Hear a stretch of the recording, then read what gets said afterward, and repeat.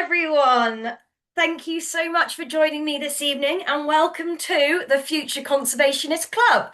This is a series of talks that we put on that are 100% free, no cost incurred, and they're free talks for kids that care. So if you've ever been to any of our events before, especially our in-person conferences, you'll know that me and Stu often ask our attendees, what can we do to make conservation more accessible? And what can we do to make species more protected, etc., etc. And something that always comes back is that we should be targeting children because essentially they're going to grow up into the people that inherit the earth and will be looking after these amazing species that we talk about here. So, Ingrid, I am British. I am in England right now. So, yeah, no confusion there. I am 100% British. So, we decided to start a series of online events that are free to attend and are focused on child-friendly content so that kids can learn about wildlife and conservation and why those things matter so much.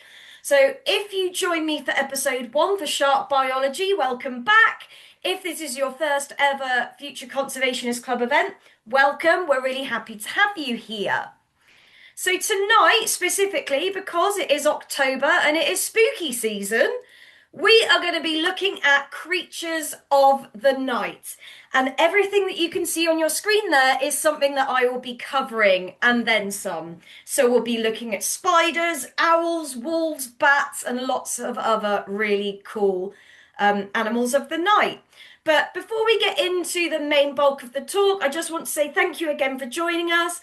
This is a small business called Conservation Chat UK, run by myself and my husband Stu, and I literally run it out of my little tiny spare room in my house off a laptop. Me and my partner are very, very passionate about conservation. It's kind of our background, our careers, but we really want to make conservation, environmental issues, wildlife and nature, information and education about those things as accessible to people as possible. And we do this by doing online events and in-person events. So I've obviously got my camera on tonight, so you know who's talking to you. But let me introduce myself properly. So my name's Laura Collier. I have an honours degree in animal conservation science. So at school, I studied animal conservation, essentially, for 3 years at university. That's my passion, that's my focus. And I'm also a level 5 trained teacher trainer. So my job, 9 to 5, when I'm not doing this in my free time, I teach students at further education and higher education how to look after animals. I'm co-founder and director of the business that you're seeing this event through, which is called Conservation Chat UK. So if this is your first event, please make sure you're following us on all of our socials. We're on pretty much everything these days, including TikTok, Insta, Facebook. So if you want to keep up to date with what we're doing and never miss an event, please make sure you head on over there. I'm also co-founder and lead researcher of a small project called Operation Cetacean. So another passion of mine is studying animal behaviour. And also I'm a little bit obsessed with harbour porpoises, which are an animal related to dolphins and whales. And I study them in my local area of Tor Bay. I've had my research published in the Ocean and Coastal Management publication, and now I run a project. It's not a charity, it's not a business, it's just a passion project that I do with around 20 volunteers from all over the country, studying how marine traffic, such as boats, impact the behaviour of these beautiful creatures. So that's a little bit about me. That's who's going to be teaching you about creatures of the night. So, and of course, my day job, I work with animals, so I teach students how to practically look after animals, so cleaning up their feces, handling them, giving them health checks, etc. So there are some house rules for this event to make sure that everyone is safe. So rule number 1, I have made sure that none of you can have your cameras on. This video will be uploaded onto YouTube once we're finished. So to keep everyone nice and safe, I have disabled your cameras, but I've left mine on so that you can see that your host is a responsible adult, essentially. Please make sure that if you're under the age of 12, that you have got a parent or guardian present. Again, this is just to keep you nice and safe in this virtual space. And also, most importantly, have fun. This talk is being recorded, but what we really want you guys to do, this is an interactive talk, okay? So I really want you to make sure you're using that chat box. So whenever I ask you questions, please go for it and pop it in the chat box for me, and I'll let you know when I want you to do that, okay? So, to start off the evening, we're going in with some fact or fiction. So, to be able to tell me whether you think my questions are a fact or a fiction, you're going to give me a thumbs up in the chat box if you think it's true, and you're giving me a thumbs down in the chat box if you don't think it's true, so you think it's false.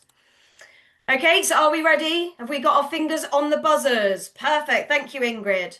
Okay, so fact or fiction? Bats are blind and always get tangled in people's hair. Thumbs up if you think that's true, thumbs down if you think that's false.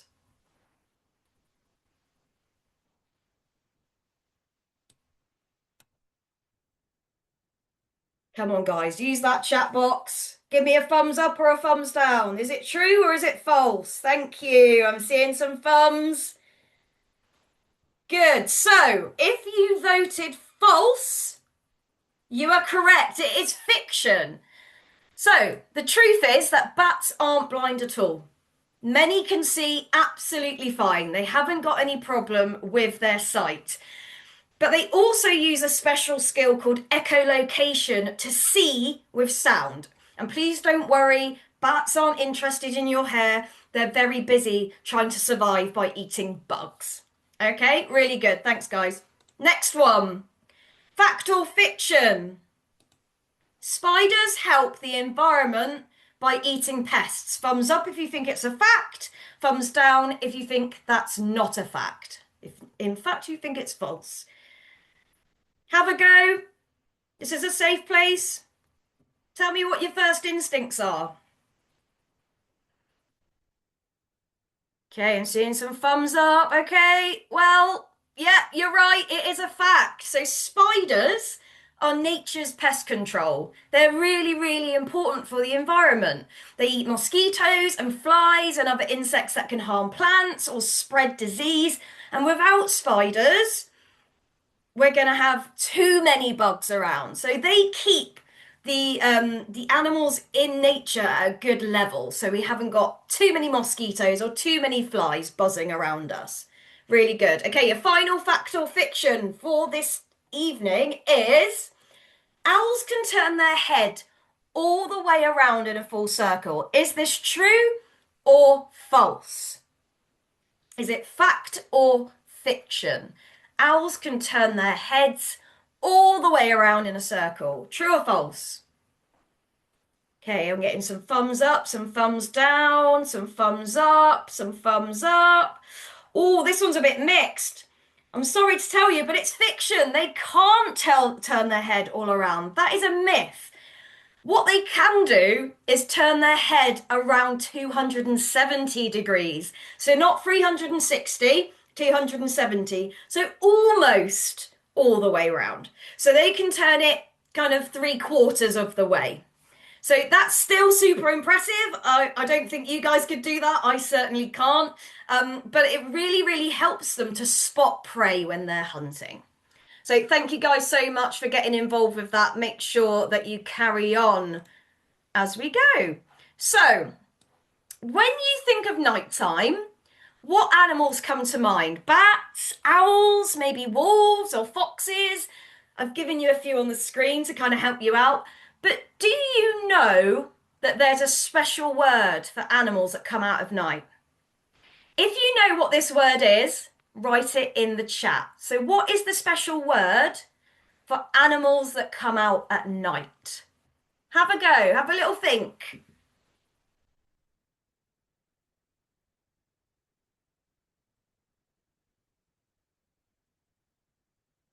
Good. I see Sarah, Alice, Ingrid, you've all said nocturnal. You are correct.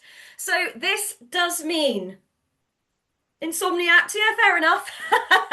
But they do sleep. So insomniacs are generally people that don't sleep, but nocturnals, they sleep in the day and they hunt at night. So it's animals that are active at night, so hunting, eating, exploring. These are called nocturnal animals. So during the day, they are usually resting or asleep, and at night is when they really come to life.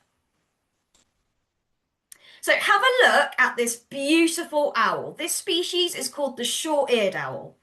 Can you tell me in the chat if you think this owl is nocturnal? Thumbs up for yes, thumbs down for no. Is this owl nocturnal?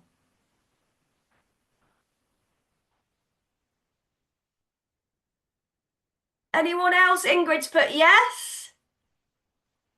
Sarah says yes. Clive, Ingrid all say yes. So if you voted no, you are correct. So this owl is not nocturnal. This owl is actually diurnal. So diurnal means that the animal is completely or partly awake in the day and sleeps at night. So this is how their activity typically works. So unlike most owls, short-eared owls specifically often hunt during the day, and especially in the late afternoon and early evening. These owls specifically are particularly active in daylight during the winter times when food's really scarce and they need to hunt more often.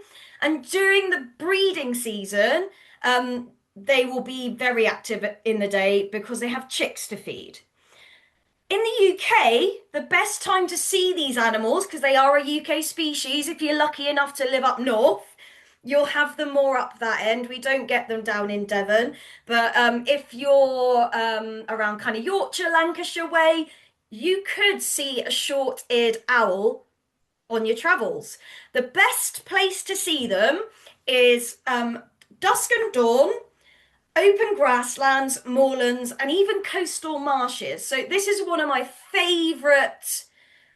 I'm not sure if they go as high as Scotland, but maybe Stu, he's in the chat, he can double check for me and let you know, okay? But generally, you find them kind of Lancashire, Yorkshire way. So this owl is one of my favourites. They're really, really beautiful. And what I'm going to do for you now, as we move on, I just want to play you what they sound like so you know how to identify them by sound. So have a listen to this. I'll just play it once more. So they've got a real short shriek. So there you go, an owl that doesn't come out at night. So moving on, have a look at this one. So this is the tawny owl. Is this owl nocturnal? Thumbs up for yes, thumbs down for no. Is this owl, the tawny owl, nocturnal? Yes or no? Thumbs up, thumbs down. Tell me in the chat. So Ingrid thinks yes. Ingrid, yeah. Sarah, yes. Alice, yes. Good, you are correct. The tawny owl is a nocturnal species. So if you voted yes, you are correct. But the tawny owl is most active at night, but guess what? I've actually heard one in the day before. So tawny owls generally are regarded as strictly nocturnal, but hearing one in the daytime isn't that unusual, and here's what's going on. So tawny owls are indeed mostly active at night. They hunt, they call, they move around after dark. During the day, they usually roost quietly in dense trees, relying on their mottled plumage for camouflage. So you can see that lovely mottled plumage on their feathers there. And occasionally a tawny owl might call in the daytime to defend its territory, especially in the spring or autumn when boundaries are being challenged. So I heard a tawny owl in my local woodland in the middle of the day, but a jay had been flying around in the tree. So we think that maybe the jay had disturbed the tawny mid-sleep and it called out to tell it to go away, essentially. If an owl is flushed from its roost by a predator or a human or a mobbing bird like a magpie or a crow, it might call out in alarm. So it's basically been shocked awake or jolted and it's trying to tell that animal to go away. On overcast days, in deep woods, it can be dark enough that the owl behaves as if it's dusk, and young tawny owls learn to call. They might do it sometimes at odd hours because they're basically learning how to use their sound. So let's listen to the tawny owl. You might recognize this one. This is the quintessential owl sound.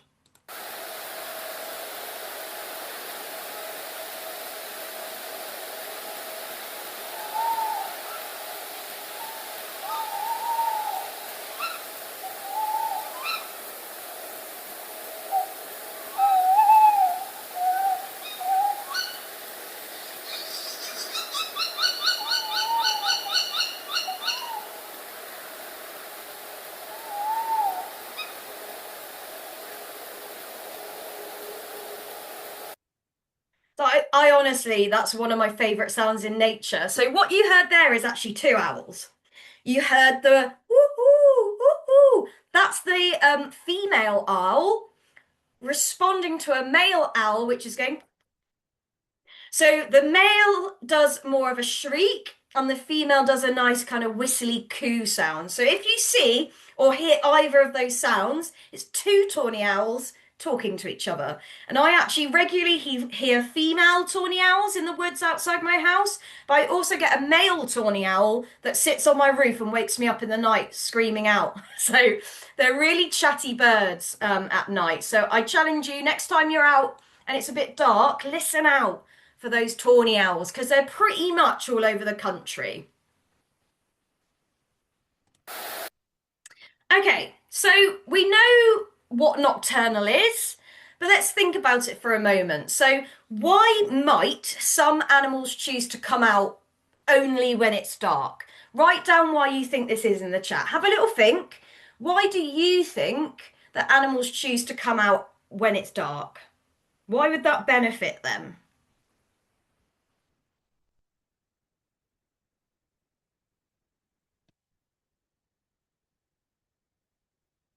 Okay, this might be a tough question to answer. Oh, here we go. They're scared of the day because they like catching their prey in the night. Good. Anything we want to add to that, guys? Safer.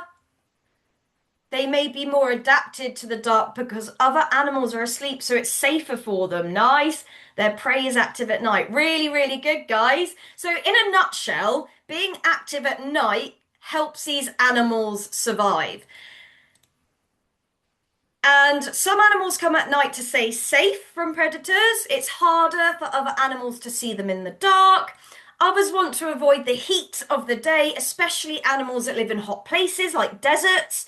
So moving around at night is just a much better way for them to stay cool. And many nocturnal animals are actually hunters. So they're predators looking for prey. And their prey, like insects or small mammals, come out at night too. So it's the perfect time for them to find their food. But how do they manage to do all this in the dark? Well, they have special abilities, almost like superpowers. So some animals have night vision, some which means that they can see in very low light. Some animals, like owls, have very silent flight and their feathers are shaped so that they can fly without making a sound. And some animals, like bats, have incredible hearing and use echolocation. Now, that means that they make tiny sounds that bounce off objects, helping them to see with sound. So, these are your main kind of superpowers of the night. So, if you could have one of these nocturnal superpowers, night vision, silent flight, or super hearing, which one would you choose? Write down in the chat which one that you would choose. Would you be echolocation, so you use sound to see? Would you be night vision, see in low light? Or would you have super hearing, so you could hear everything around you? Tell me, what would you rather?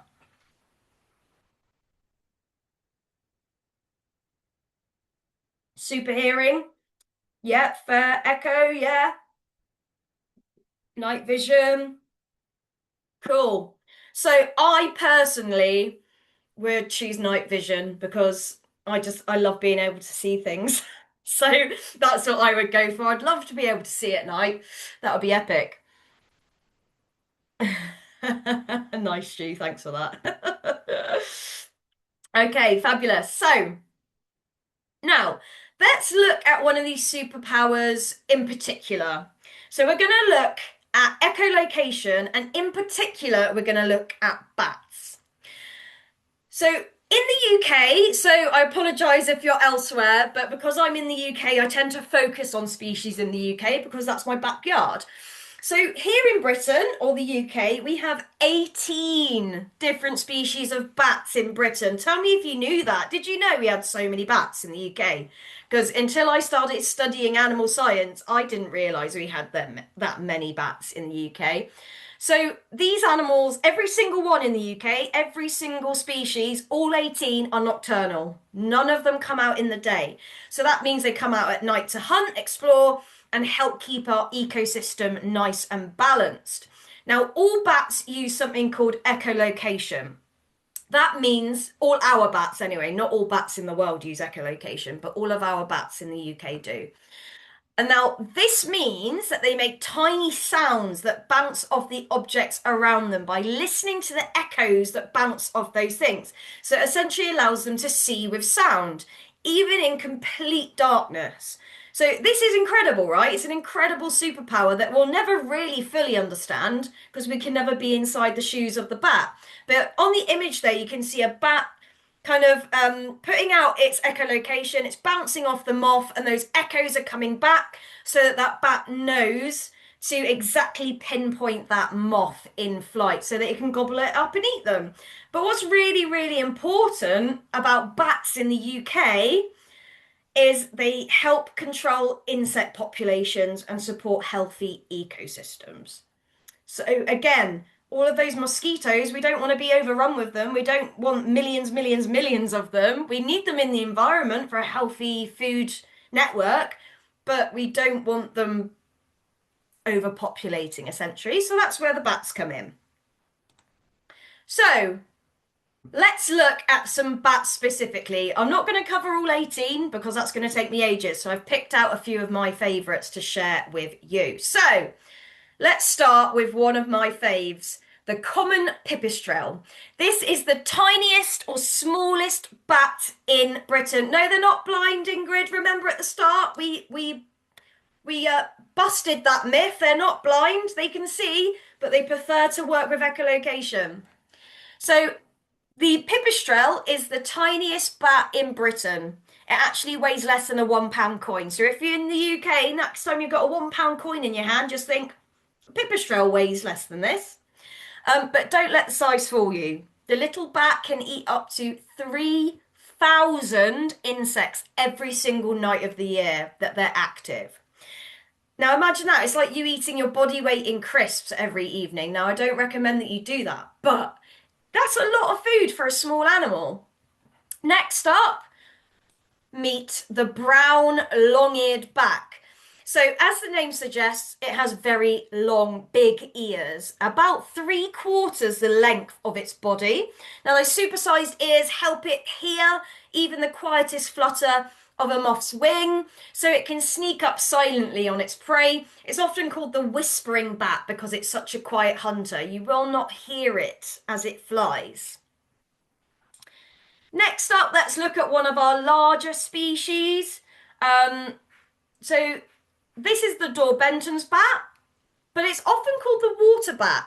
So this is a really clever flyer. It hunts by flying down and skimming just above the water So in lakes, usually still bodies of water, and they scoop insects right off the surface. So it's like a tiny little aerial fisherman. So if you're ever walking by water and you get Daurbentons in your area, you might see them zipping over the water. And I've been really lucky to have seen one. This was years ago now, but I did see one in Somerset eating mosquitoes and midges off the surface of a lake or a pond. Um, Now, one of our bigger species, and I absolutely love this one because its echolocation makes a really cool sound. If you're lucky enough to have a bat detector, you can hear all these different sounds. You have to turn it into certain frequencies. But this particular species of bat has a really alien sounding echolocation. This is called the greater horseshoe bat. So this bat has a funny horseshoe shaped nose that helps it use echolocation even more precisely. So this is probably like the king or queen of echolocation out of our bats. And this is one of the only bats in the UK that actually stereotypically hang upside down in caves and old buildings during the day. And it actually wraps its wings around itself. So it's kind of like your typical bat that people tend to use in images and in movies and things. And it makes them look like they're wearing a cloak. But when night falls, it heads out to catch things like moths, beetles, and flies. And they're so cute. I love bats. They're so cute. And then finally, we have the greater mouse-eared bat. Now, this one's a real giant, the biggest bat in the UK. And when it spreads its wings out wide, it can reach almost 1/2 meter across. Now, unlike most bats that hunt in the air, this one listens carefully for tiny sounds on the ground, like the rustle of a beetle or a spider, and it swoops down to grab it. It's also one of the rarest bats in the country, so I mean, well done you if you've seen one. I've not yet. I would absolutely love to, but keep a close eye out for them. But it's very, very important that we protect them because they are actually protected by law. So bats might sound spooky at first because of TV and magazines, but they're actually nature's superheroes. They eat thousands of insects, helping farmers by controlling pests and keeping our ecosystem really nice and healthy. And every single one of them plays an important role in our world. Now, all bats in the UK are protected by law, so which means we must never disturb them, especially when they're sleeping, roosting, or hibernating. You actually need to do a lot of education courses, practical work to gain a license to work with bats in the UK. Now, I'd really love to know if you could be one of these bats for a night, which one would you be? So tell me, would you be the pipistrelle? Which is the tiniest? Would you be the quiet long-eared bat, the fishing Daubenton, the horseshoe-nosed bat, or the giant mouse-eared one? Let's take a quick vote. Pop your choices in the chat. Tell me, which bat would you be? I would be the greater horseshoe bat, I think. Or the Daurbentons, because I like water. Sarah will be a loud one. Fair enough. Quiet so I can scare people for Halloween. Yeah, that's a good point actually, isn't it? Well, they're all pretty quiet. You can only hear their echolocation using a bat detector. So when they're flying around in the sky, unless you've got a bat detector, you can't hear them. You can only see them swooping if you've got a really good eye. Stu would rather be a horseshoe bat because he wants to he thinks it would be cool to sleep upside down. That's probably the only thing I wouldn't want to be is upside down because all the blood would flow to my head. Really good stuff, guys. Thank you. Okay, so it wouldn't be a Conservation Chat UK event without discussing conservation. And what is conservation? Well, it's protecting species from death, extinction, harassment, disturbance. We want to protect our wildlife. So how can we protect bats? They might seem small, but they need our help to survive. Both here in the UK and all around the world, wherever you can find bats. But luckily, there are lots of easy things that you guys can do that will make a difference to them. So, number one, you could build or buy a bat box. So it's like a bird box, but specifically built for bats. So a bat box gives them a nice safe place to sleep during the day and raise their young, their babies. And if you have a garden, you can put one high up on the wall or in a tree where it's dark and quiet. Number two, really important that we keep our gardens wild. So bats eat insects. So the more bugs there are, the better. So you can plant flowers that bloom at night specifically. Things like evening primrose or honeysuckle, like you can see on the screen. They make their smell at night, which attracts the moths and other insects that bats like to eat. So leaving a little messy corner in your garden helps too, because insects like to live there. Another example of something you can do that's really easy is turn off bright lights at night, especially when they're not needed. So street lights, garden lights, security lights can really confuse and scare bats. They prefer flying in darkness, so turning off lights at night gives them a nice safe route to travel. It's also really important to never touch or disturb bats unless you've got a license to, especially if you happen to find them in trees or in buildings, in your loft, in your attic. Some of these bats are so small they can find themselves into the tiniest of places, but it's really important that we don't handle them or disturb them because, again, I will just reiterate that they are protected by law. So if you ever find one on the ground, tell an adult. They can contact a bat rescue group for help. We can also protect old trees and buildings because those are often bat homes. So when we look after natural spaces, we automatically help bats too. And one of the best things that you can do is learn and share what you know about bats. The more people that understand how amazing bats are, the more likely they'll want to protect them. You can even teach your friends or your classmates a few bat facts from today's session if that's helpful. And finally, you can support bat charities. So in the UK, we have the Bat Conservation Trust. They do amazing work to protect bats across the UK and beyond. Even just talking about them or visiting their website to others will help them with their kind of mission. So whether it's building a bat box, turning off a light, or sharing what you've learned with your friends and family, every small action really helps bats all around the world. So let's take a look at one of the most famous nighttime hunters, the owl. So owls are perfectly built for life in the dark. They have amazing adaptations that make them silent and super sneaky hunters. So first of all, they have silent flight. So the edges of their feathers are shaped to stop the air from making noise as they fly. That means that they can swoop down on their prey like mice and voles without being heard at all. So they sneak up on their prey. Imagine having wings so quiet that you could fly right past someone and they wouldn't even notice you.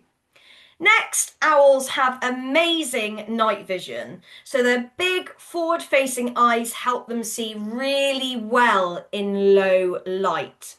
They can spot a tiny mouse moving the grass even when it's nearly pitch black.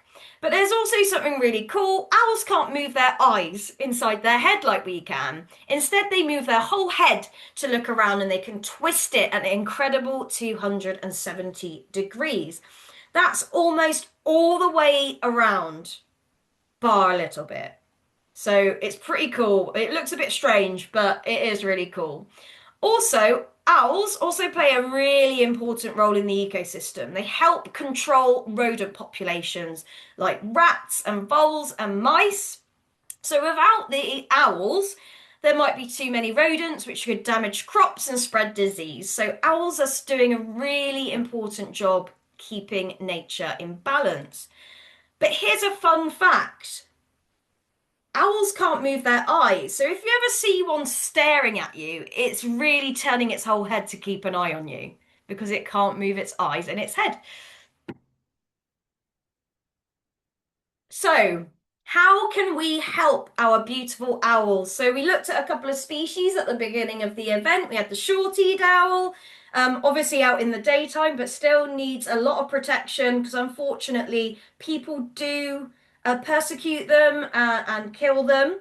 So it's really important that we protect our owls. So what can we do? So first of all, let's protect their homes. Leave old trees and barns where owls can nest. We've got barn owls that really rely on old farm barns to survive. They sleep and nest in those areas.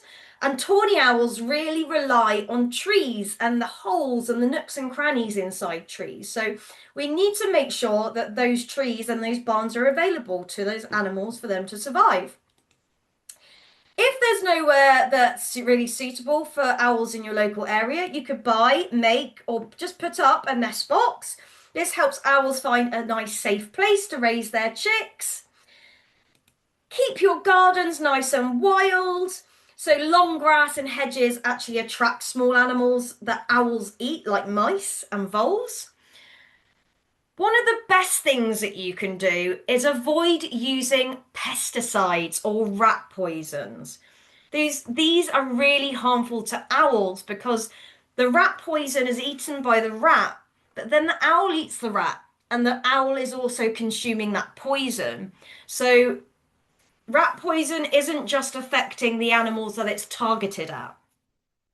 Another thing that you can do is drive really carefully at night. Many owls hunt near roads and can get injured by cars very easily. You can also support local wildlife charities. They help rescue, protect injured and endangered owls, and make sure that you learn and share and tell others why owls are so important for nature. So now let's talk about one of the most misunderstood but incredible animals of all, the wolf. So wolves are sometimes called ecosystem managers, and that means that they help keep nature in balance.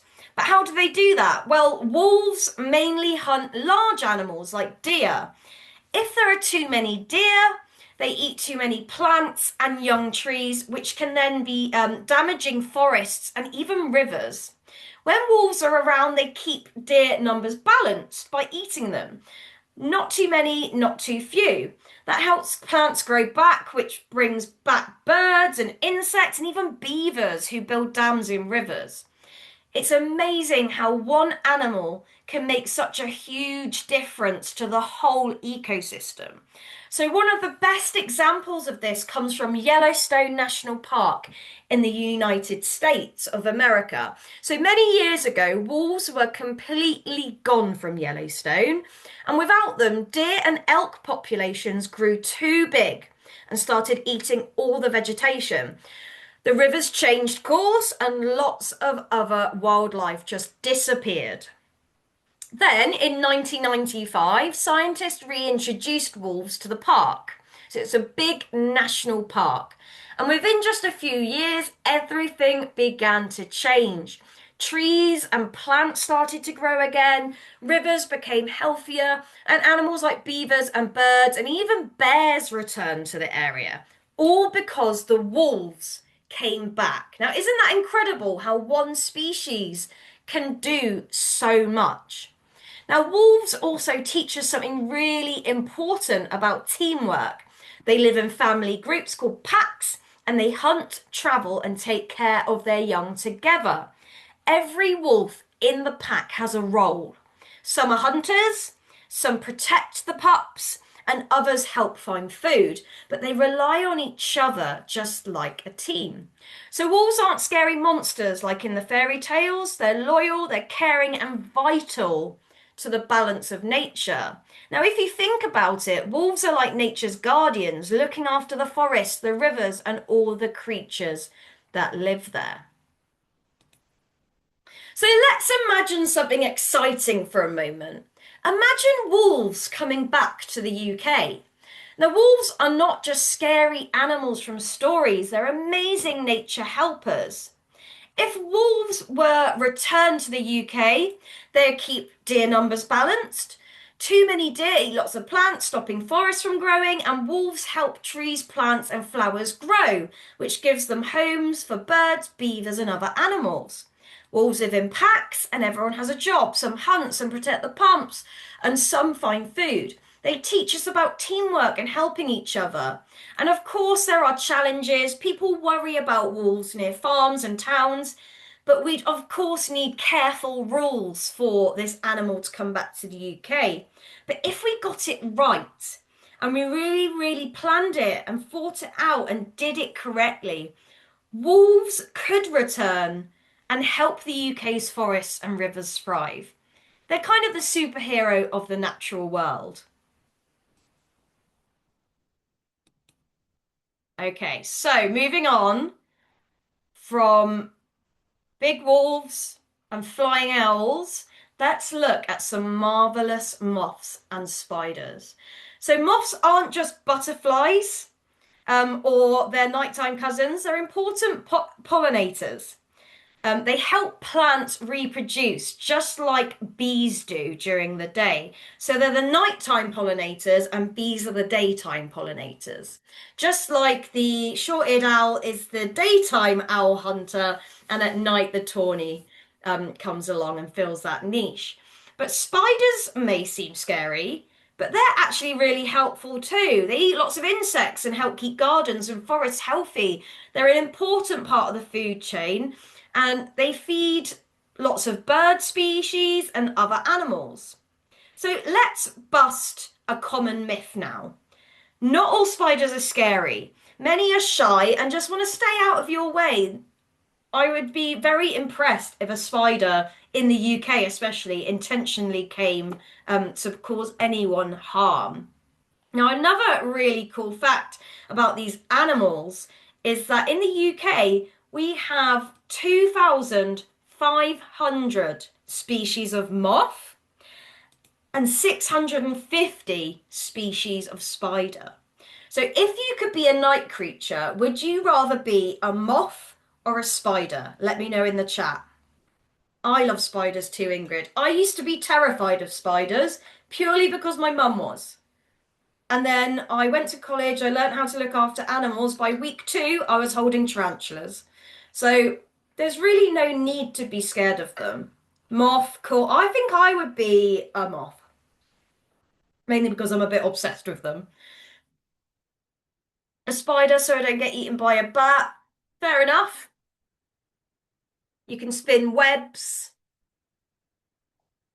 Good, thank you for your input, guys. Okay, so let's look at a specific moth that comes out at night. So meet the lunar moth. So it's the lunar hornet moth, a really cool night flyer. It comes out at night to feed on flowers, helping plants pollinate while we're asleep. So its body looks like a hornet, but it's completely harmless. It does this to trick predators into thinking that it's dangerous. And even though it looks fierce, it's actually helping nature by spreading pollen from flower to flower. Why do you think pretending to be a hornet helps the moth survive? Pop your answer in the chat. Why does it help? Well, in a nutshell, pretending to be a hornet helps the moth survive because predators like birds are scared of hornets. You might be scared of hornets. I've been stung by a hornet before. I'm not scared of them, but they do hurt when they sting. I'm not going to lie about that. But basically, a hornet is scary enough in nature that if you look like one, birds and other predators will leave you alone. So by looking dangerous, the moth avoids being attacked while still going out on its nighttime activities. So this moth doesn't sting. This moth is completely harmless, but a real hornet does. So the lunar hornet moth pretends to be a hornet. Next up, we've got the garden spider. So this is a nighttime hunter that comes out when it's dark to catch insects. It spins a beautiful spiral web and waits perfectly for, very patiently, for bugs to get trapped in its net. But most people are scared of spiders. It's a very common phobia. But the garden spider is completely harmless and actually helps us by eating insects that can be pests. Its web is strong and sticky, and it uses it like a tiny trap to catch dinner. By being active at night, the spider can avoid a lot of predators and has better chance of finding its own food. So beautiful. I love these spiders. I see them a lot this time of year in autumn. You see they're an orb weaver spider, so they weave the traditional spider web that basically like the emoji that Ingrid's put in the chat. That is what they weave. And they usually do it between plants or even in between pathways. I often go to work and I walk face first into these webs, unfortunately. I try my best not to, but they're really, really hard to see in certain lights. So, how can we, as conservation heroes and future conservationists, help moths and spiders? Um, so, remember, they're helpful, not scary. They're not trying to hurt you. They're just trying to live their lives and get through the day and survive. So, it's really important that we give them respect and give them space and don't kill them just because they scare us. One way we can really help them is by not killing them, not squishing them. We can leave spiders in their webs and moths in their resting places. Just leave them alone. Stay a nice safe distance from them. They won't bother you if you don't bother them. Planting flowers that bloom at night. Again, they're helpful for bats. They're helpful for moths.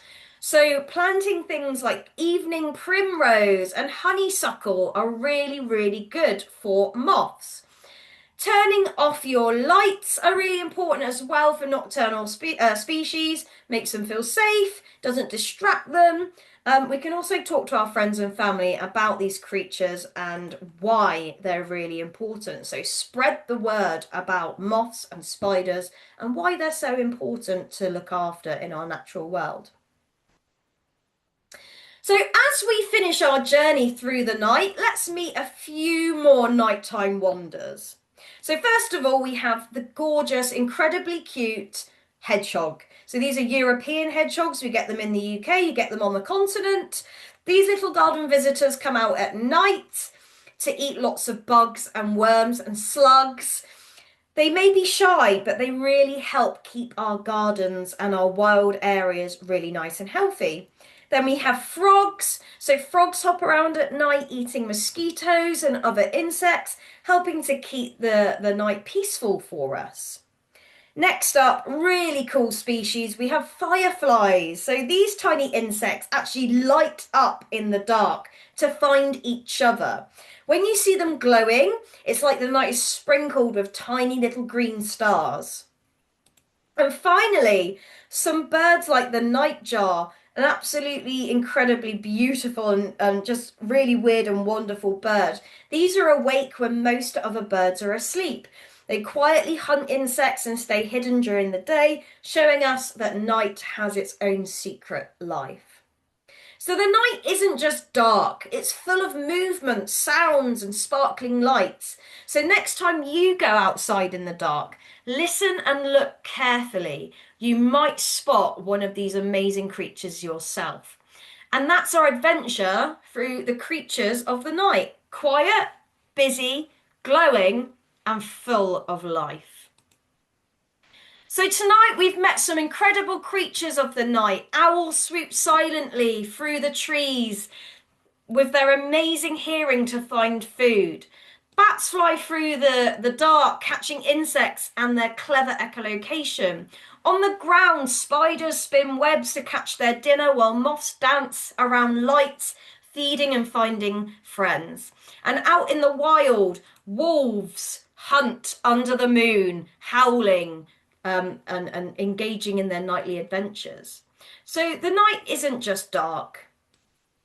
It's full of life and movement and light and surprises. And if you look really carefully or listen really carefully, you might hear or see some of these animals yourself. Now remember, these animals are nighttime experts. We can enjoy watching them, but we must always respect their space. So next time the sun goes down, think of owls, bats, moths, spiders, and wolves. They are the true creatures of the night.